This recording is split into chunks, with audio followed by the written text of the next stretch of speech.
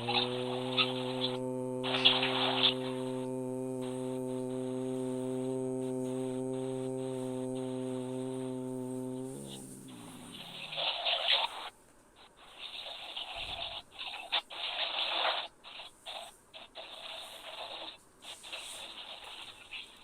परमोच्च प्रभु चिरंतन सत्य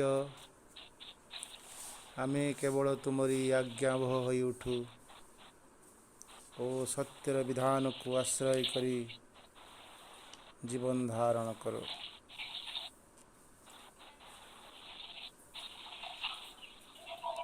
ଏହି ଘୋଷଯାତ୍ରାର ଅବଧି ଭିତରେ ଏକ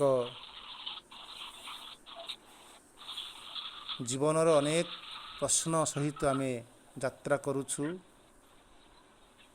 ଋଷିପୁତ୍ରମାନେ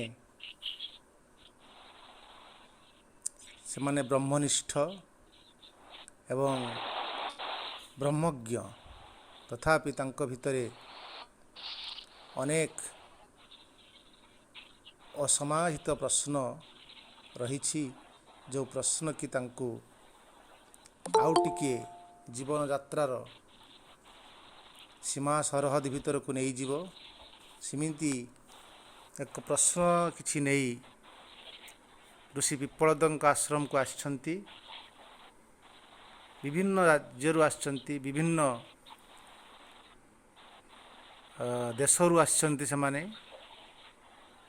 ଏବଂ ଋଷିଙ୍କ ଆଶ୍ରମରେ ରହିଛନ୍ତି। ଋଷିଙ୍କ କଥା ଅନୁସାରେ ଗୋଟିଏ ବର୍ଷ ଅତିବାହିତ କରିଛନ୍ତି। ଋଷିଙ୍କ ସହିତ ଗୁରୁ ଶିଷ୍ୟଙ୍କ ଭିତରେ ଏକ ନିବିଡ଼ ସମ୍ପର୍କ ସ୍ଥାପନ ହୋଇଛି। ଗୁରୁ ଶିଷ୍ୟଙ୍କ ଭିତରକୁ ପ୍ରବେଶ କରିଛନ୍ତି, ଶିଷ୍ୟ ମଧ୍ୟ ଗୁରୁଙ୍କ ଭିତରକୁ ପ୍ରବେଶ କରିଛନ୍ତି। ଏହି ପ୍ରବେଶ କରିବା ଭିତରେ ଅନେକ ପ୍ରଶ୍ନର ଅସୀମାୟିତ ପ୍ରଶ୍ନର ସମାଧାନ ହୋଇଯାଇଥାଏ।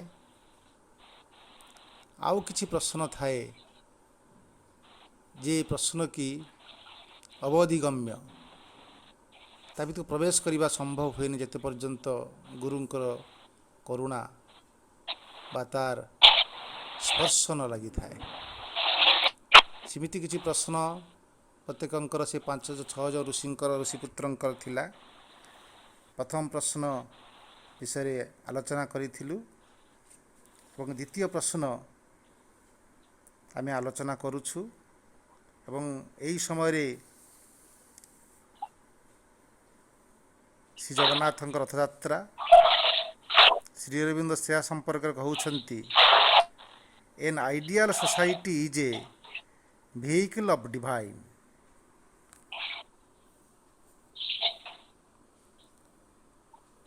ଏକ ଆଦର୍ଶ ସମାଜ ହିଁ ଦିବ୍ୟଙ୍କର ରଥଯାତ୍ରାର ସେ ହିଁ ବାହନ।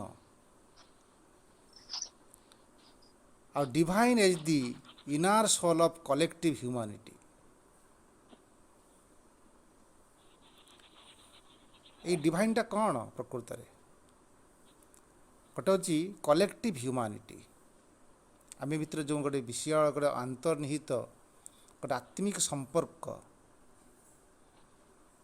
ଏକ ସୁନ୍ଦର ଆତ୍ମିକ ସମ୍ପର୍କ ହିଁ ଏକ ଦିବ୍ୟତା ଏବଂ ତାହା ହିଁ ଗୋଟେ ଡିଭାଇନ୍ କଲେକ୍ଟିଭ୍ ଡିଭିନିଟି, ଗୋଟେ କଲେକ୍ଟିଭ୍ ହ୍ୟୁମାନିଟି। ଚିତ୍ତରେ ଗୋଟେ ସୁନ୍ଦର ଭାବରେ ଥରେ ଆଲୋଚନା କରୁଥିଲେ ଯେ ଆମ ଭିତରେ ଦିବ୍ୟତ୍ୱ ଆମେ କେମିତି ଭାବରେ ଅନୁଭବ କରୁ, ଦିବ୍ୟତ୍ୱ କହିଲେ ଆମେ କ'ଣ ବୁଝୁ, ଏମିତି ଥରେ ପ୍ରଶ୍ନ କରୁଥିଲେ। ଏବଂ ଦିବ୍ୟତ୍ୱ ସମ୍ପର୍କରେ ତୁମମାନଙ୍କର ମତ କ'ଣ?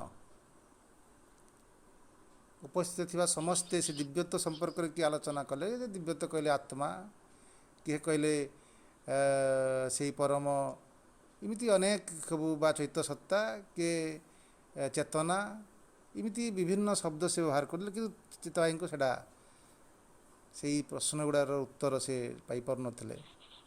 ତା ଭିତରେ ହଠାତ୍ କେହି ଜଣେ କହି ଉଠିଲେ ଯେ ଆମ ଭିତରେ ପରସ୍ପର ଗୋଟେ ସମ୍ପର୍କ। ଚିତ୍ତଭାଇ ବହୁତ ଖୁସି ହେଲେ। ଗୋଟେ ଆତ୍ମିକ ସମ୍ପର୍କ ହିଁ, ଏବଂ ଆତ୍ମିକ ସମ୍ପର୍କ ଭିତରେ ଦେଇ ପରସ୍ପର ଭିତରକୁ ପ୍ରବେଶ କରିବା ଏବଂ ଜଗତ ଭିତରକୁ ସଞ୍ଚାରିତ ହୋଇଯିବା, ଏବଂ गोटे असीमता भितर को अतिक्रम करी जिबा एटा होची गोटे कलेक्टिव ह्यूमानिटी सेटा होची डिवाइन सेटा ही दिव्यत्व तेणु यही संचारण होची प्रकृत रे गोटे यात्रा से श्रीनंद कहते it is the chariots of Jagannath सेटा ही जगन्नाथंक रथ the lord of world and four wheels of the सेही रथरे चारोटी चक अच्छी से चक सहित जो रथ से परम प्रभु ही रोचंती तार प्रभु बा रथी एवं से चारोटी रथ चारोटी चक द्वारा से रथटी गड़ुची से चारोटी चक होची किए ना unity freedom knowledge and power से एकता स्वाधीनता ज्ञान एवं शक्ति एटा होची ए चारोटी चक्क से आमे जो रथ यात्रा रे यात्रा करूछु दि लॉर्ड ऑफ द वर्ल्ड ए जगतर जो प्रभु से जो चली जो रथ रे से जो चक्कर चली बा से चक्कटी गड़ुची सी हूँ unity freedom knowledge and power एवं से सुंदर भाव में कहते श्री अरविंद इट इज आमे जो वर्तमान समाज रे वास करूछु एवं जो अशुद्ध मन से रथर सारथी की बसी it is not the chariots of the God एटा प्रकृत रे भगवान को रथ नुह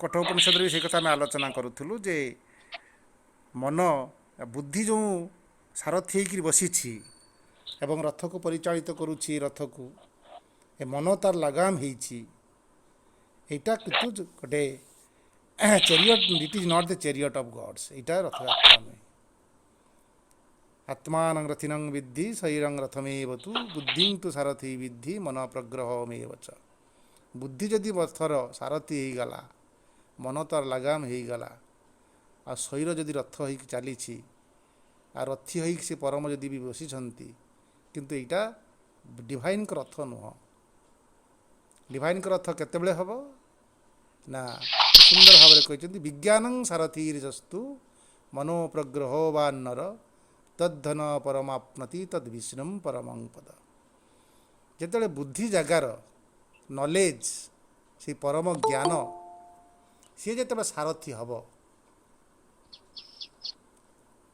एवं मन सेतेबेले तार सेवक होइकरी केवल लगाम होइकी रहिथिबो सेतेबेले सेटा हब दि चैरियट ऑफ गॉड्स तद्धन परमाप्नति तद विष्णु परम पद सेटा ही परम धन सेटा ही विष्णुंकर पद यात्रा बोली सुंदर भाव में कठोर उपनिषद रे नचिकेता को प्रश्न को जमोता सुंदर उत्तर से दौरान आमे सेमिति एक प्रश्न नहीं करी आज आलोचना आरंभ करुछे जे गत थर आमे जो आलोचना करथिले प्रश्न उपनिषदर जे विदर्भ देशरू आसीथिबा ऋषिपुत्र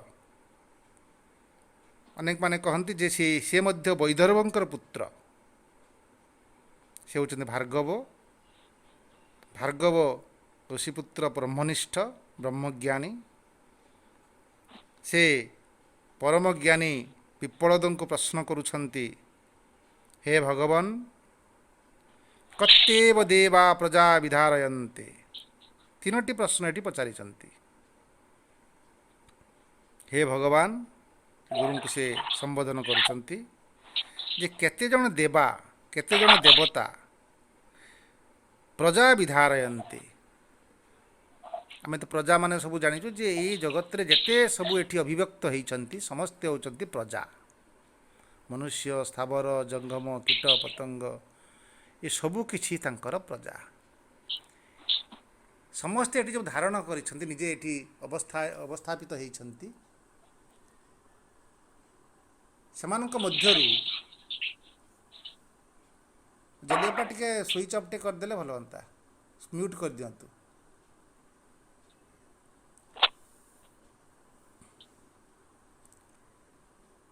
କେତେଜଣ ଦେବତା ବିଧାରୟନ୍ତେ ଧାରଣ କରି ରହିଛନ୍ତି, ଧାରଣ ପୋଷଣ କରୁଛନ୍ତି।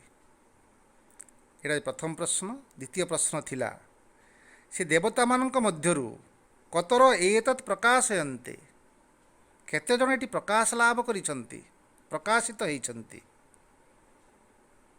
ତୃତୀୟ ପ୍ରଶ୍ନ ଅଛି କହ ଏସା ବରିଷ୍ଠ, ଏମାନଙ୍କ ମଧ୍ୟରୁ ସବୁଠୁ ଶ୍ରେଷ୍ଠ କିଏ? ଏଇ ଯେଉଁ ତିନୋଟି ପ୍ରଶ୍ନ ଋଷିପୁତ୍ର ଭାର୍ଗବ ଋଷି ପିପଳଦକୁ ପଚାରିଛନ୍ତି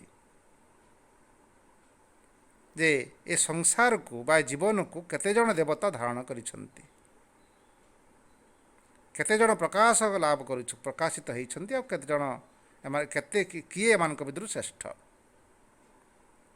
ଏହା ମଧ୍ୟ ଆମ ପାଇଁ ଏକ ମୂଲ୍ୟବାନ ପ୍ରଶ୍ନ। ନିଜ ସମ୍ପର୍କରେ, ଜଗତର ଧାରକଙ୍କ ସମ୍ପର୍କରେ ଏ ପ୍ରଶ୍ନ। ଶ୍ରୀରନ୍ଦ ସୁନ୍ଦର ଭାବରେ କହୁଛନ୍ତି ଯେ ଭଗବାନଙ୍କ ବିଭୂତି ସେଇ ଆଲୋକ, ଜ୍ୟୋତି ଆଉ ଶକ୍ତି ଆଉ ଚେତନା ରୂପରେ ସେ ପୃଥିପୃଷ୍ଠରେ ଅବତରିତ ହୋଇଛନ୍ତି ଏବଂ ସେମାନେ ହିଁ ଜଗତକୁ ଧାରଣ କରିଛନ୍ତି। ସେ ମୂଳ ସିଏ ତ ରହିଛନ୍ତି ପରମା, କିନ୍ତୁ ପରମାଙ୍କର ବିଭୂତିମାନେ ଏ ଜଗତକୁ ଧାରଣ କରିଛନ୍ତି ଏବଂ ସେ ବିଭୂତିମାନେ ଆଲୋକ, ଜ୍ୟୋତି, ଶକ୍ତି ଆଉ ଚେତନାର ବାହକ ହୋଇ ଯେଉଁମାନେ ଏଠି ଅବତରିତ ହୋଇଛନ୍ତି ସେମାନେ ହେଉଛନ୍ତି ଦେବତା। ତାକୁ ସୁନ୍ଦର ଭାବରେ କୁହାଯାଇଛି ଦୈତନାଂ ଦେବ ଇତି ଉଚ୍ୟତେ। ଦ୍ୟୋତନାଙ୍ଗ ଅର୍ଥ ଯେଉଁମାନଙ୍କର ଜ୍ୟୋତି ରହିଛି, ଦ୍ୟୋତ ରହିଛି, ସେଇମାନେ ହେଉଛନ୍ତି ଦେବ। ଦେବତା ଶବ୍ଦ ହେଉଛି ଦ୍ୟୋତ ବା ଆଲୋକିତ, ଯେଉଁମାନେ ଆଲୋକିତ ହୋଇକି ରହିଛନ୍ତି ଏବଂ ଯାହାଙ୍କ ଭିତରେ ଶକ୍ତି, ଚେତନା, ଜ୍ୟୋତି, ଆଲୋକକୁ ଯିଏ ଯେଉଁମାନେ ବହନ କରିକି ଏଠି ଆସିଛନ୍ତି ଏବଂ ଏ ଜଗତକୁ, ଜୀବନକୁ ଧାରଣ କରିଛନ୍ତି, ସେଇମାନେ ହେଉଛନ୍ତି ଦେବ। ଦେବତାମାନେ ହିଁ ଆମର ଧାରକ।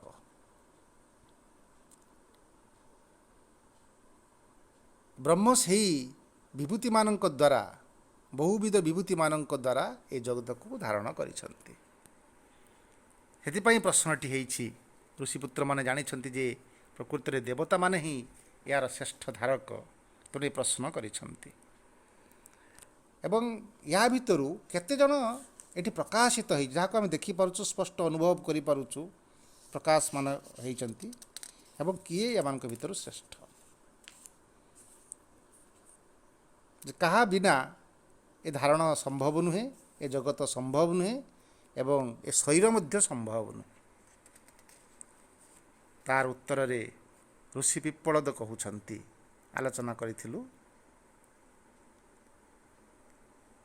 ଯେ ତସ୍ମୈଷୋ, ସେଇ ଭର୍ଗଙ୍କୁ ଯେତେବେଳେ ପଚାରିଛନ୍ତି ସେତେବେଳେ ଋଷି ପିପ୍ପଳଦ ସ ହୋବାଚ, ସେ କହୁଛନ୍ତି ଯେ ତାହେଲେ ଆମେ ଏଠି ସ୍ପଷ୍ଟ ହେଲୁ ଯେ ଆମକୁ ବହୁ ଦେବତା ଏଠି ପ୍ରକାଶିତ ହେଇଛନ୍ତି ଏବଂ ଆମେ ଯେଉଁ 33 କୋଟି ଦେବତା କଥା କହୁଛୁ ସେତିକି ବି ନୁହଁ, ଆହୁରି ଆହୁରି ଅସଂଖ୍ୟ ଦେବତା ଏ ଜଗତରେ ଅଛନ୍ତି ଏବଂ ଆମକୁ ଧାରଣ କରିଛନ୍ତି। ସମସ୍ତେ ହିଁ ଦେବତା ବା ସମସ୍ତଙ୍କ ଭିତରେ ଦେବସୁଲଭ ଶକ୍ତି ସବୁ ରହିଛି ଆଉ ସେ ହିଁ ପ୍ରତ୍ୟେକ କୋଷ କୋଷାଣୁକୁ ମଧ୍ୟ ଧାରଣ କରିଛନ୍ତି। କୋଷ କୋଷାଣୁ ଭିତରେ ପ୍ରତ୍ୟେକ ସତ୍ତା ଭିତରେ ସେ ଦେବତା, ଦେବଶକ୍ତି ମାତ୍ରେ ସବୁ ରହିଛନ୍ତି ବୋଲି ଏ ଜଗତ ଧାରିତ ହୋଇକି ରହିଛି। ଆଉ ବିଗ୍ ବ୍ୟାଙ୍ଗ ଥିଓରିରେ କହୁଛନ୍ତି ଯେ ଯେତେବେଳେ ବିସ୍ଫୋରଣ ହେଲା ସେତେବେଳେ କେବଳ ଶକ୍ତିମାନେ ନିଜ ଭିତରୁ ବାହାରି ଆସିଲେ। ତାକୁ 4ଟା ଶକ୍ତି ବୋଲି କାଟେଗୋରୀ କରିଛନ୍ତି, କିନ୍ତୁ ଏ ବହୁ ଶକ୍ତି ତାକୁ ଧାରଣ କରିଛନ୍ତି ବା ପ୍ରକାଶିତ ହେଉଛନ୍ତି। କେବଳ ଶକ୍ତି ଖେଳ ଏଠି ଚାଲିଛି। ତେଣୁ ସେ ଶକ୍ତି ପ୍ରତ୍ୟେକ ଶକ୍ତି ମାନେ ହିଁ ଦେବତା। ଏବଂ ତା ଭିତରୁ କେତେଜଣ ଦେବତାର ଉତ୍ତର ସେ ଆଉ ଦେଇନାହାନ୍ତି। କାହିଁକି ଏଠି ଅସଂଖ୍ୟ ଦେବତା, କେବଳ କେତେଜଣ ଦେବତା ପ୍ରକାଶମାନ ହେଇଛନ୍ତି ତାଙ୍କ ଦେବତା ଦେଉଛନ୍ତି ଯେ ସେ 9 ଜଣ ଦେବତା ଏଠି ପ୍ରକାଶିତ ହେଇଛନ୍ତି ବୋଲି ଦେଇଛନ୍ତି। ଆକାଶ, ବାୟୁ, ଅଗ୍ନି, ଜଳ, ପୃଥିବୀ, ବାକ୍, ମନ, ଚକ୍ଷୁ ଆଉ ସ୍ତୋତ୍ର, ଏଇ ଯେଉଁ 9 ଜଣ ଦେବତା ଏଠି ପ୍ରକାଶିତ ହେଇଛନ୍ତି। ଏବଂ ସେମାନେ ପ୍ରକାଶିତ ହେଇକିରି ସେମାନେ ନିଜକୁ ପ୍ରତ୍ୟେକ ବଳବାନ ବୋଲି ଅନୁଭବ କରୁଛନ୍ତି। ଯେ ଇଏ ଚକ୍ଷୁ କହୁଛି ମୁଁ ହିଁ ଏ ଶରୀରର ଧାରକ, ଆଉ ମୋ ବିନା ଏ ଶରୀର ରହିପାରିବନି। ମୁଁ ଏ ଶରୀରକୁ ବାଟ ଚଲାଉଛି, ଦେଖାଉଛି। କାନ କହୁଛି ମୁଁ ତ ଶ୍ରବଣ କରୁଛି, ନହେଲେ ତୁ ଚାଲିପାରିବୁନି। ସେମିତି ମନ କହୁଛି ମୁଁ ତ ଭାବୁଛି। ଏମିତି ପରସ୍ପର ଭିତରେ କଳହ ଆରମ୍ଭ କରିଦେଲେ।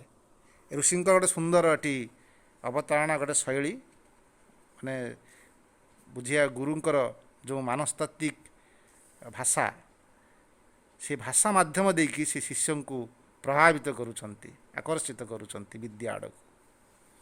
ଯେ ସେଇ ଦେବତାମାନେ ଯେଉଁମାନେ ପ୍ରକାଶିତ ହେଇଛନ୍ତି ସମସ୍ତେ ପ୍ରତ୍ୟେକ ନିଜସ୍ୱ ଗୋଟେ ଅଧିଷ୍ଠାନ ରହିଛି ଏବଂ ସେମାନେ ନିଜକୁ ଗର୍ବ ଅନୁଭବ କରୁଛନ୍ତି। ତାଙ୍କ ପ୍ରତ୍ୟେକଙ୍କର ଗୋଟେ ଅହଙ୍କାର ରହିଛି। ଆଉ ତେ ପ୍ରକାଶ୍ୟାଭି ବଦନ୍ତି, ସେମାନେ ପ୍ରକାଶମାନ ହେଇକିରି ଅଭିବଦନ୍ତି, ସେମାନେ କଳହ କରନ୍ତି। ଇଏ କୁହେ ମୁଁ ଶ୍ରେଷ୍ଠ, ସିଏ କୁହେ ମୁଁ ଶ୍ରେଷ୍ଠ, ସିଏ କୁହେ ମୁଁ ଶ୍ରେଷ୍ଠ। ସେମାନଙ୍କ ନିଜସ୍ୱ ଗୋଟେ ଅବସ୍ଥାନ ରହିଛି। ବାୟୁ କୁହେ ମୁଁ ଶ୍ରେଷ୍ଠ, ଅଗ୍ନି କୁହେ ମୁଁ ଶ୍ରେଷ୍ଠ, ଆପ କୁହେ ମୁଁ ଶ୍ରେଷ୍ଠ, ଆକାଶ କୁହେ ମୁଁ ଶ୍ରେଷ୍ଠ। ୟା ଭିତରେ କିଛି ପ୍ରକାଶମାନ ଅଛନ୍ତି ଅତି ଭୌତିକ, ଆଉ କିଛି ଅତି ଦୈବିକ ଦେବତାମାନେ ଅଛନ୍ତି ଯେଉଁମାନେ ପ୍ରକାଶ ଲାଭ କରିଛନ୍ତି। ସେମାନେ ବୟଂ ବାଣଂ ଅଭିଷ୍ଟଭ୍ୟ ବିଦାରୟାମ, ସେମାନେ ପ୍ରକାଶ ଲାଭ କରି ସେମାନେ କହୁଛନ୍ତି ବାଣଂ ଅଭିଷ୍ଟଭ୍ୟ, ବାଣ ଭିତରେ ମୁଁ ରହି ବା ଶରୀର ଭିତରେ ରହି ବିଧାରୟାମ, ଧାରଣ କରିଛୁ। ଏ କହୁଛି ମୁଁ ଶ୍ରେଷ୍ଠ, ସେ କହୁଛି ମୁଁ ଶ୍ରେଷ୍ଠ। କିନ୍ତୁ ଏ ସମସ୍ତଙ୍କ ଭିତରେ ଜଣେ ପ୍ରକାଶମାନ ନୁହେଁ, କିନ୍ତୁ ସେ କିନ୍ତୁ ଶ୍ରେଷ୍ଠ, ବରିଷ୍ଠ। ଆଉ ସିଏ ଅଛି ବୋଲି ଏମାନେ ଅଛନ୍ତି, এই କଥା ପ୍ରମାଣ ସେ କରୁଛନ୍ତି। ସିଏ ହେଉଛନ୍ତି ପ୍ରାଣ। ତାନ ବରିଷ୍ଠ ପ୍ରାଣ ଉବାଚ, ଏମାନଙ୍କ କଥା ଶୁଣି ତାଙ୍କ ଭିତରେ ଥିବା ଶ୍ରେଷ୍ଠ ପ୍ରାଣ ସେ କହୁଛି ମା ମୋହମାପଦ୍ୟ, ତୁମେମାନେ କାହିଁକି ଏମିତି ଏକ ଭ୍ରମରେ ପଡ଼ୁଛ, ମୋହରେ ପଡ଼ୁଛ। କେମିତି ଭ୍ରମରେ ପଡ଼ୁଛ?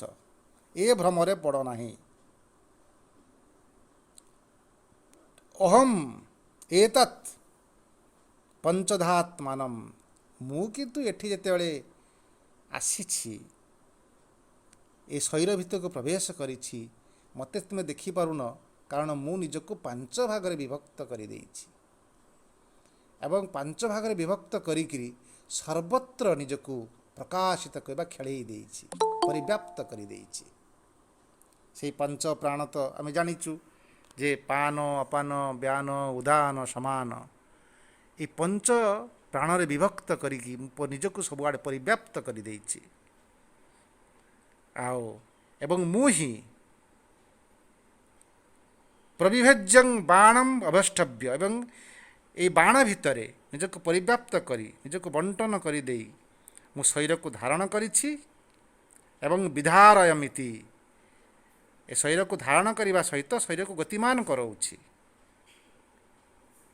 ତେ ଅଶ୍ରଦ୍ଧାଧାନଂ ବଭୁବ, କିନ୍ତୁ ଏକଥା ଯେତେବେଳେ ପ୍ରାଣ କହୁଛି ଯେ ମୁଁ ନିଜକୁ ପରିବ୍ୟାପ୍ତ କରିଦେଇ ସବୁ ଭିତରେ ପ୍ରବେଶ କରିକି ଧାରଣ କରିଛି, ସେତେବେଳେ ଅଶ୍ରଦ୍ଧାଧାନଂ ପ୍ରଭୁବ, ତେ ଏଠି ତେ ମାନେ ସେ ଦେବତାମାନେ, ପ୍ରକାଶିତ ଦେବତାମାନେ, 9 ଜଣ ଦେବତାମାନେ, ସେମାନେ ଏ ଅଶ୍ରଦ୍ଧା କଲେ, ସେ କଥାକୁ ସ୍ୱୀକାର କଲେନି, ବିଶ୍ୱାସ କଲେ ନାହିଁ।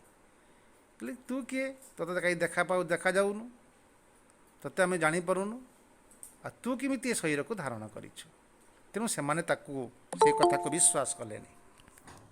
ତେଣୁ ଯେମିତି ବିଶ୍ୱାସ କଲେନି ପ୍ରାଣ ଯେ ନିଜେ ଯେ ତାର ଶ୍ରେଷ୍ଠତ୍ୱକୁ ସେ ପ୍ରଦର୍ଶନ କରିବା ପାଇଁ ଆଜିର ଆଲୋଚନା ଆରମ୍ଭ କରିବା।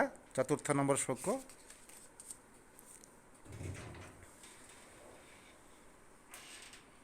सोऽभिमानात् ऊर्ध्वम् उत्क्रमत इव तस्मिन् उत्क्रामत्यथतरे सर्वं एवात्क्रमन्ते तस्मिन् च प्रतिष्ठमाने सर्व एव प्रतिष्ठन्ते तद्यथा मौखिका मधुकरं राजन् उत्क्रमन्तं सर्वा एव उत्क्रमन्ते तस्मिन् च प्रतिष्ठमाने सर्वा एव प्रतिष्ठन्त प्रातिष्ठन्त एवं मनश्चक्षुस्तत्रं चोते पिता प्राणं स्तुन्वन्ति। ये सुंदर अवतारण से करुछन्ति।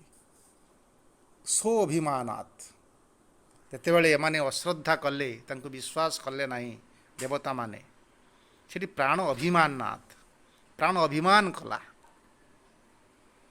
से अभिमान करिकिरी अच्छा तुम माने मते तो विश्वास करून ठीक अच्छे ताले मुझे कहीं रही मुझे छाड़ी पलि जाऊँगी ऊर्ध्वात् उत्क्रमत इव सी कौन कले निजे की उद्यत हेले ऊर्ध्वम माने शरीर बाहरिकी उत्क्रमंत बाहरी पलि बोली उद्यत हेले जेतेबेले से बाहर पर उद्यत होइकी बाहरी आसुचंती तस्मिन् उत्क्रमत्यम तथीरम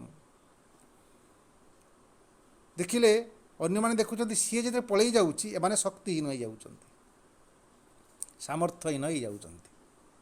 तस्मिन् तस्मिन् शब्द अर्थ होची से सांगे सांगे उत्क्रमंतं तथीर तथा इतरे माने जो माने सब थिले अन्य माने प्राण व्यतीत अन्य माने उत्क्रमत्य से माने मध्य तांको पछे पछे पलि जाउचंती सर्वा एवात् उत्क्रमंत जेतेबेले प्राण से अभिमान करी पलि जाउची ताले मु एठी रही लाभ कोन तुमे तो श्रेष्ठ तुमे तो सब करूछ करता मु जाउची आ एक कथा कहिकरी जेतेबेले ऊर्ध्वम उत्क्रमंत इव जेतेबेले से रागिगिरी गोटे माने रागिगिरी नथियो बा आ कौन से जमी अभिमान भरा जी कहूँ मु बाहरी पलि जिमी सांगे सांगे तस्मिन् उत्क्रमति जेतेबेले से उत्क्रमति होती यथोतरे सेतेबेले सर्वं एवात् उत्क्रमन्ते सर्वे माने समस्ते आउ जो माने सब 9 जन रहिले 9 जन सह जेते सबू रहिले प्रकाशित अप्रकाशित समस्ते एवात् तांको पछे पछे उत्क्रमंत से माने मध्य पलि जाउचंती तस्मिन् च प्रतिष्ठा माने जेतेबेले प्राण फेरी आसिला एवं सी जेतेबेले आसिकी पुणी शरीर प्रतिष्ठा हेले प्रतिष्ठा माने सर्वं एव प्रतिष्ठन्ते क्षेत्र समस्ते पुणी फेरी आसिले एवं पुणी सेठी प्रतिष्ठा लाभ कले ताले प्राण थिले बोली एमाने सब थिले अब प्राण जेते पलि आसुछंती एमाने तांको सहित पलि आसुछंती आ प्राण जेते नाही एमानकर भी स्थिति नाही यत् तथा मक्षिका मधुकरं राजन उत्क्रमंतम ये गोटे सुंदर उदाहरण दौरान जमीती मधुमक्षिका महुमाछी से मधुकर जे मधु को बहन करी मधुमक्षी तांकर जो राजा माने रानी महुमाछी तान उत्क्रमंतम जितेबले से बसा छाड़ी चली जाए सर्वा एवाद उत्क्रमंते समस्ते सेमिति अन्न महुमाछी माने ताको छाड़ी चली जाती जिते महुमाछी तस्मिन् प्रतिष्ठा माने जिते रानी महुमाछी जिते पुणी फेरी आसी पुणी प्रतिष्ठा लाभ करवा निजे पुणी बसी जाए सर्वा एव प्रतिष्ठन्ते सब महुमाछी मध्य से पुणी फेरी आसिक बसारे रहती रानी महुमाछी जोटी बसब आ सबू श्रमिक महुमाछी माने ମଧ୍ୟ ସେଇ ଜାଗାରେ ବସିବେ। ତାଙ୍କର ୟାଙ୍କ ଛଡ଼ା ତାଙ୍କର ଆଉ ସ୍ଥିତି ନାହିଁ। ସେଇଭଳି ଏବଂ ବାକ୍ ମନଶ୍ଚକ୍ଷୁ ସ୍ତୋତ୍ରଂ, ସେ ବାକ୍ ମନ ଚକ୍ଷୁ ସ୍ତୋତ୍ର ଏମାନେ ସମସ୍ତେ ଦେଖିଲେ ସତ ତ ଆମେ ଯେ ଆମକୁ ବଡ଼ ବଡ଼ କହୁଥିଲୁ, ପ୍ରକୃତରେ ଆମର ଶ୍ରେଷ୍ଠତ୍ୱ କାହିଁ? ଆଉ ସିଏ ନାହିଁ ବୋଲି ଆମର ତ କିଛି ନାହିଁ। ଏ ଚକ୍ଷୁ ଦେଖିପାରୁଛି ସିଏ ଅଛି ବୋଲି, ଏ ମନ ଭାବି ପାରୁଛନ୍ତି ସିଏ ଅଛନ୍ତି ବୋଲି, ଆଉ ଏ ବାକ୍ କଥା କହିପାରୁଛି ସିଏ ଅଛନ୍ତି ବୋଲି। ଯେତେବେଳେ ପ୍ରାଣବାୟୁ ଉଡ଼ିଯିବ ଏ ବାକ୍ ଥିବ କିନ୍ତୁ କଥା କହିପାରିବନି, ଏ ମନ ଥିବ କିନ୍ତୁ ଭାବିପାରିବନି, ଏ ଚକ୍ଷୁ ଥିବ କିନ୍ତୁ ଆଉ ଦେଖିପାରିବନି, ଏ ସ୍ତୋତ୍ର କାନ ଥିବ କିଛି କିଛି ଶୁଣିପାରିବନି। ତାହେଲେ ସିଏ ଅଛି ବୋଲି ପ୍ରକୃତରେ ଆମେ ଅଛୁ। ସେ ହିଁ ଶ୍ରେଷ୍ଠ। ଚ ତେ ପ୍ରୀତା, ଏକଥା ଯେତେ ତାଙ୍କ ଅନୁଭବ ହେଲା, ସେଇ ଦେବତାମାନେ ପ୍ରକାଶମାନ ଦେବତାମାନେ ବାକ୍ ମନ ଚକ୍ଷୁ ସ୍ତୋତ୍ରମ୍ ଏମାନେ ପ୍ରୀତା, ଏମାନେ ତାଙ୍କ ପ୍ରତି ସନ୍ତୁଷ୍ଟ ହେଲେ। କହିଲେ ଆରେ ହଁ ତ, ପ୍ରାଣଂ ସ୍ତୁନ୍ୱନ୍ତି, ତାପରେ ସେମାନେ ଦେଖିଲେ ଏଇ ଆମର ଶ୍ରେଷ୍ଠ, ତେଣୁ ତାକୁ ସ୍ତୁତି କରିବାକୁ ଲାଗିଲେ।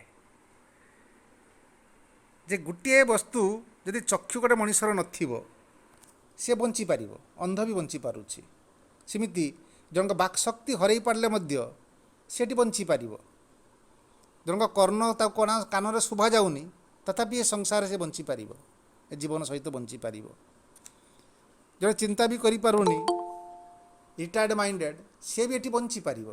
କିନ୍ତୁ ପ୍ରାଣ ଯଦି ନାହିଁ ବଞ୍ଚିବା ସମ୍ଭବ ନୁହେଁ।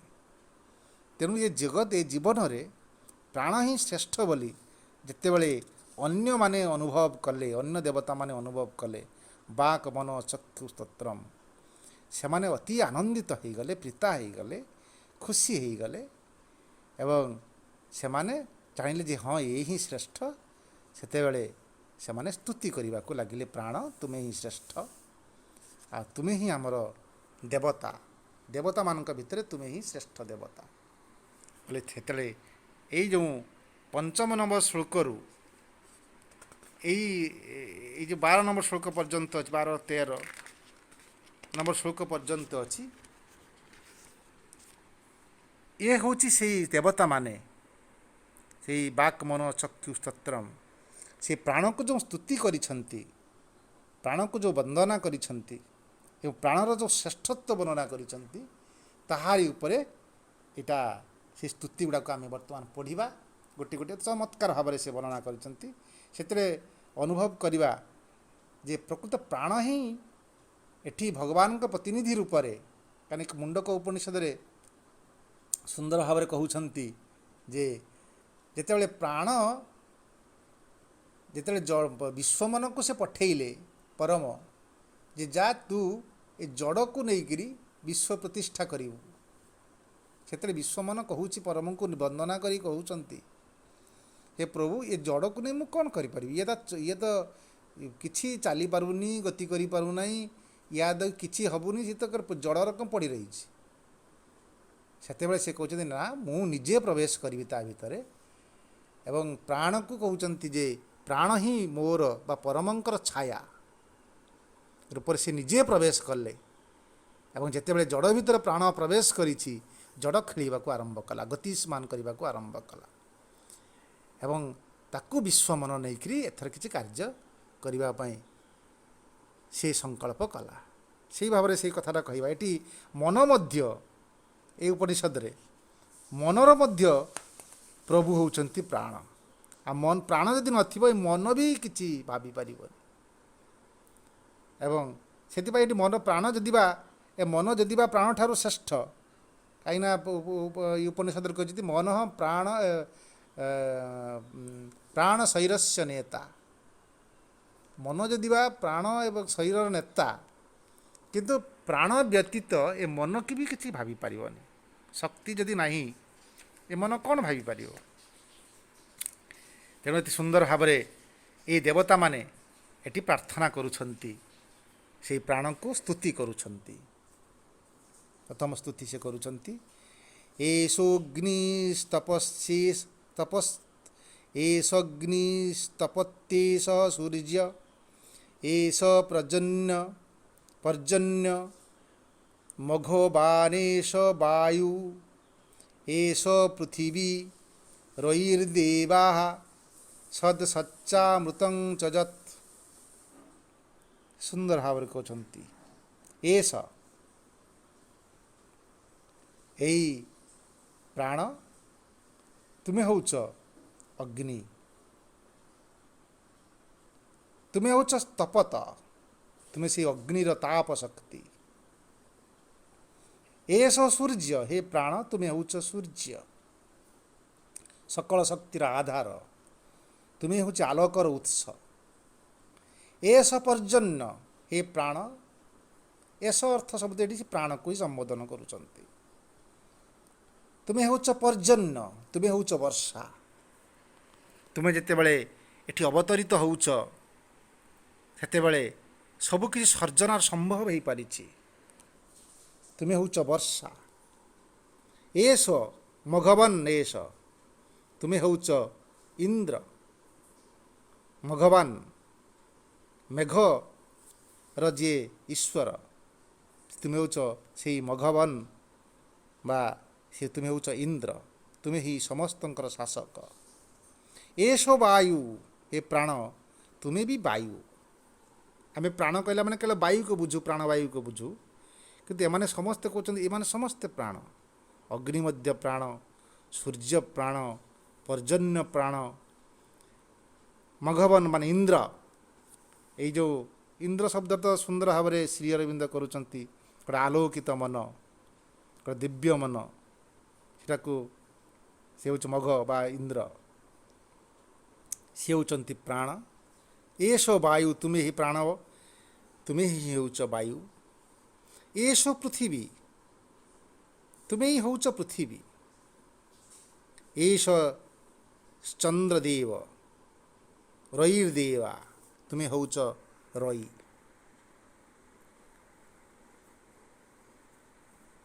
देवा सत सच्चामृत चजत आ तुम्हें ही होच सत तुम्हें ही होच असत सत असत अमृतम सत सच्चामृतं चजत। सत संधि विच्छेद कले सत असत अमृतम तुम्हें होच सत तुम्हें होच असत तुम्हें होच अमृत। तेणु प्राण को से वंदना करुँच प्राण शक्ति होती अग्नि से उत्ताप प्रदान करुँच से होती सूर्य से होती मेघ वर्षा से होती वायु तुम्हें होच पृथ्वी तुम्हें होच चंद्रमा तुम्हें होच सत जहाँ कि प्रकाशित होती से होती सत आउ असत जहाँ हूँ अप्रकाशमान जहाँ सी सूक्ष्म आउ सी अमृत तुम्हें ही होच अमृत अटंती। एटा सुंदर भाव में अवतारणा करुछंती जे ए सबु किछि जे प्राण एक कथा यही देवता माने कहउछंती एवं सत एवं असत ए कथा सहित आम संपूर्ण भाव जानीचु जे जगतटा असत्रु सृष्टि ये सत को प्रतिष्ठित करिछंती। असत शब्दर अर्थ मिथ्या नुह आम बारंबार एक कथा पढ़ीचु असत कहला माने मिथ्या कहया बुझीबानी। उपनिषद असत शब्दर वर्णना करिछंती जे न सत असत नुहे अन्य सत असत आमे जो सत बोली जानू जहाँ प्रकाशमान ताकू सत बोली आमे कहू सत जहाँ अन्य सत सत ठारू भिन्न जहाँ प्रकाशमान ता ठारू जे भिन्न जे अनन्य से होचंती असत। एवं श्रीअरविंद सुंदर कहते ये असद्रु ही ये जगतटे सृष्टि होती पृथ्वीटी सृष्टि होती जीवनटी सृष्टि होती। तेणु ये असतटा हूँ सतर एक भिन्न रूप ताकू आम गोटे संकीर्ण रूप बोली भी कहीपर बा ताकू विस्तृत रूप बोली भी कहीपर। तेणु आम जहाँ सत आ असत आ अमृत सबू किछि होचंती तुम्हें ही प्राण। तापरे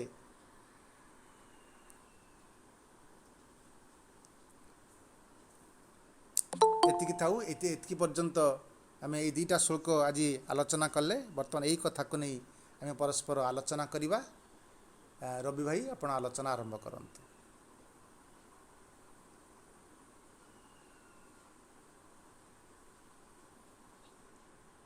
समस्त को नमस्कार, शुभ सकाळ। आज आमे प्रश्नोपनिषदर द्वितीय प्रश्न पर आधारित